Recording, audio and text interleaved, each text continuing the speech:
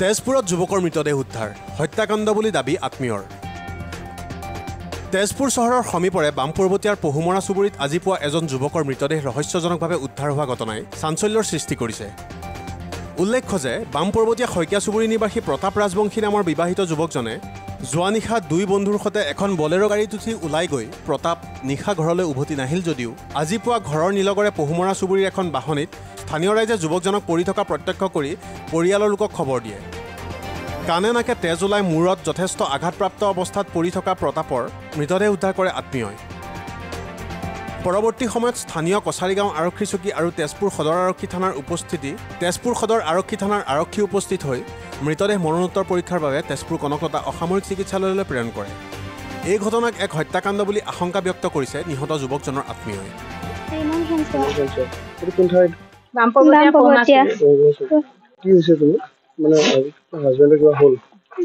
কালি ওলাই গৈছে ঘৰৰ পৰা সন্ধিয়া আহিম বুলি কৈ পেলাই তাৰপিছত গৈ পেলাই আৰু নাহিলে আৰু ঘূৰি পেলাই প্ৰতাপ ৰাজবংশী এতিয়া আপুনি কাম কৰি আছিলে এনেই চিচি কেমেৰা কাম এনেকে কিবি সেইবোৰ কৰি আছিলে তুমি কি বুলি গম পোৱা তোমাৰ লাষ্ট মই শেষ মুহূৰ্তত কোন কেতিয়া দেখা পাইছা তোমাৰ হাজবেণ্ডক কালি সন্ধিয়া দেখা কালি সন্ধিয়া 8টা বজাতে দেখা খবৰটো কেতিয়া পাইছা মই খবৰটো ৰাতিপুৱা পাইছো ৰাতি অহা নাছিলে নাহিলে ঘৰলৈ কোন গম পালা তোমালোকে ইয়াতে গম পাইছো ফোন কৰিছিলি মানুহে দেখি পেলাই কৈছা কামত গৈছিলে দিনত কামৰ পৰা আহিলে আহি পেলাই তাইখনো গাড়ীখনত আহিছে ৰাস্তাত ৰখিছে কি ঘৰলৈ আহিছে 8:15 মানতে আৰু তাৰপিছত সি এনো তাইক কৈ গৈছে মই বিহু চাবলৈ যাম তুমি ওলাবা তাই কৈছে মই নাযাওঁ কৈছে নালাগে ওলাবা মই আহি আছো বুলি কয় আৰু এতিয়া মৰাহে দেখিছো আমি ৰাতি কোনোবাই কৈছে যে প্ৰতাপ মদ খাই পেলাই পৰি আছে এনেকে কৈছে এই ৰাস্তাত এনেকে কৈছে তেতিয়া তাৰ মাজতে কোনোবাই কৈছে হেৰি পানী চানী দিছো তাৰপৰা আকৌ কোনোবাই কৈছে নাই ঘৰলৈ আহিল চাগে এনেকে ভাবি থাকি গলো ৰাতিপুৱা যেতিয়া কৈছে তাত মানুহ এটা পৰি আছে তেতিয়া আমি গৈছো তাত মৰাই পাইছো আমি পুলিচক জনাইছো গামবুঢ়াক জনাইছো সেই সিমানখিনি আমি জানো 11টা মান 10টা মান মই ইমান টাইমটো নাজানো কিন্তু আমি তাতে আছো 8টা মানতে আমি গম পাইছো মই কিন্তু দেখা নাই কিন্তু মই চোৱাগৈ নাই মই চাবলৈ খা নাই মই মামীয়ে হয় কোনোবাই কৈছে তেজ ওলাই আছে মুখখন ভঙা ন মই কিন্তু দেখা নাই সেইটো খালি মই মুখ ভাগা নাই যদি তাক কোনোবাই যদি মাৰিছে কৰিছে কিবা কৰিছে নাজানো আমি যদি কৰিছে তাৰ মানে বিচাৰটো লাগে তাৰ বিচাৰ নাজানো সেইটো বিষয়ে আমি দেখা নাই এইটো ঘৈণীয়েকক সুধিছো কাৰ লগত কৈছে ময়ো দেখা নাই খালি আহি মোক ওলাবলৈ কৈছে মই নাযাওঁ বুলি কওঁতে কৈছে মই আহিম তোমাক লৈ যাম তেনেকে বুলি কৈছে কিন্তু নাহিলে আৰু আমাক ন্যায় লাগে এনে বলেৰো গাড়ী এখন বগা তাত সি ধুনীয়াকে আহিছে তেতিয়া সি নামিছে নামি ঘৰৰ পৰা আকৌ সেই গাড়ীখনত উঠি গৈছে সেইখিনি মই নিজে দেখা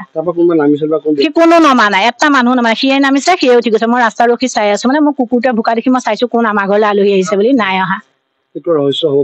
হ'ব পাৰে ৰহস্য কাৰণ কিয় মদ খোৱা মানুহ এটা আমি বহুত দেখিছো পৰি ধৰি থাকে ৰাস্তাত আকৌ ৰাতিপুৱা হলে নিজেও গুচি যায় আৰু ইমানো গেলা মদাহী নহয় কিন্তু মদ খায় নেখোৱা নহয় নিচা কৰে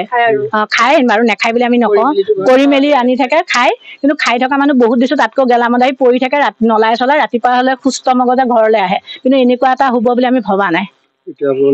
ন্যায় লাগে আমাৰ পুলিচটো আহিছে সেইটো বিষয়ে নাজানো আৰু মই অনন্ত পতংগীয়াৰ মিছেছৰ মোৰ আমি ভাগিন মই মামীয়েকে হওঁ মানে আমি ভাগিন বুলি আমাৰ মানে নিজৰ নহলেও আমি ভাগিন বুলি সৰুৰ পৰা ৰাখিছো ভাগিন বুলি গতিকে সি বহুত কষ্ট কৰি পেলাই ঘৰখনত আছিলে ঘৰৰ অৱস্থা এয়া গতিকে সি তাৰ এনেকুৱা আমি দুশ্মন কোনোবা আছে বুলি আমি কেতিয়াও ভাবা নাই কাৰণ তেনেকুৱা নাই একো নহয় ঘৈণীয়েকজনী আজি 1 বছৰ হল এইটো ঘৰতে তাই তাৰ লগত সুখে দুখে আছিলে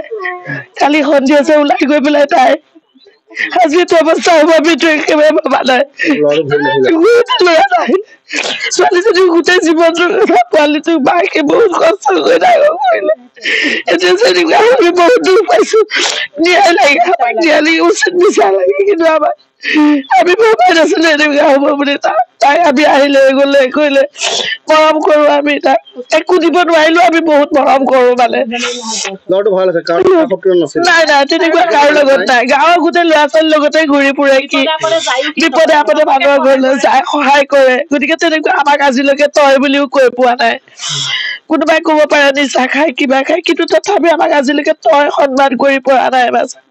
তেনেকুৱা হ'ব বুলি একদম ভাবা নাছিলো ছোৱালীজনী ভৱিষ্যতৰ কাৰণে ন্যায় বিচাৰ লাগে আমাক থাকিবই লাগিব তোৰ ৰাতিপুৱা ৰাতি সন্ধিয়া যেতিয়া ঘৰৰ পৰা যাওঁ বুলি বিহু চাবলৈ ওলাই গৈছে তেনেকে 13 জুলাই ল'ৰা এটা বাঁহৰ তলত পৰি আছে গতিকে সেইটো ব্লাড ওলাই আছে গোটেই ব্লাড মুখত আছে কাণেদি ওলাইছে বুলি কৈছে আৰু পোষ্টমৰ্টমৰ জেগাৰ পৰা আমিতো নিজে গৈ দেখা নাই গতিকে সেইটোৱে কথা খালি ন্যায় বিচাৰটো আপোনালোকে শুদ্ধ বিচাৰটো কৰি দিব লাগে আমাক